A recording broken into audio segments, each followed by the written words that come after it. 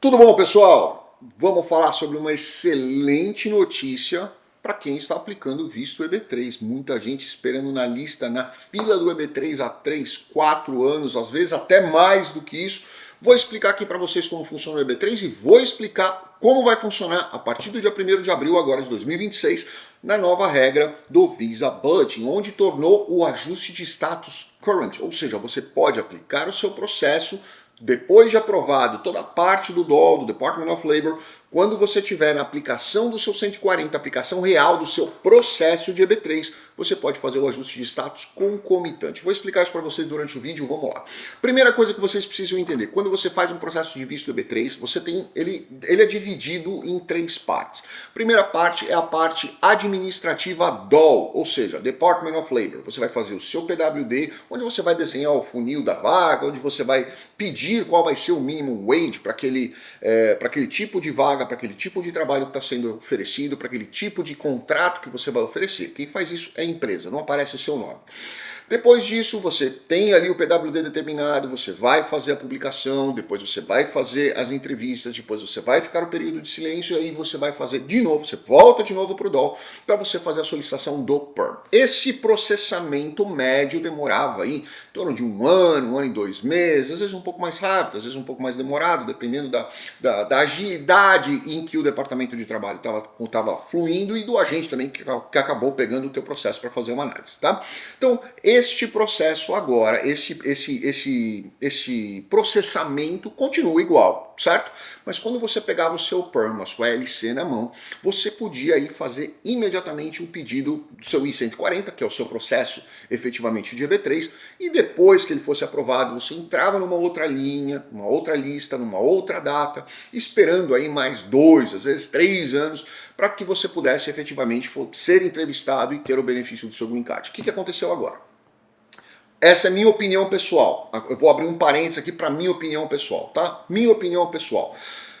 Muita gente acabou saindo dos Estados Unidos, muitos trabalhadores acabaram saindo dos Estados Unidos, muitos trabalhadores braçais, muito trabalhador operacional, muito trabalhador que efetivamente eram necessários realmente para os Estados Unidos, mas não poderiam continuar dentro dos Estados Unidos de forma ilegal ou de forma indocumentada. Essas pessoas acabaram saindo e acabaram deixando diversas vagas abertas dentro dos Estados Unidos. Isso vai fazer com que você seja contratado imediatamente? É óbvio que não. Você precisa passar no processamento do DOL ainda, que eu expliquei para vocês, do Departamento de Trabalho. Isso aí é moroso, demora um ano e pouquinho. Mas a partir do momento que você tem a LC na mão, a partir do momento que você tem o PERM na mão, você pode fazer imediatamente o protocolo do seu EB3. Aí é onde entra o pulo do gato.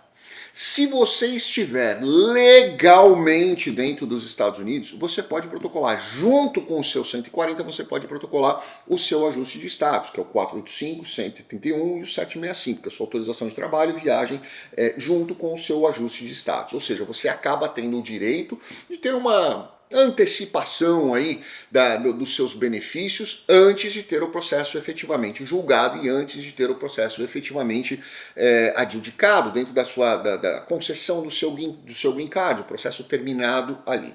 Ele vai seguir, obviamente, o priority date da tabela A, o processamento da concessão do benefício, tá? Que eu vou pedir para deixar aqui ou aqui para vocês.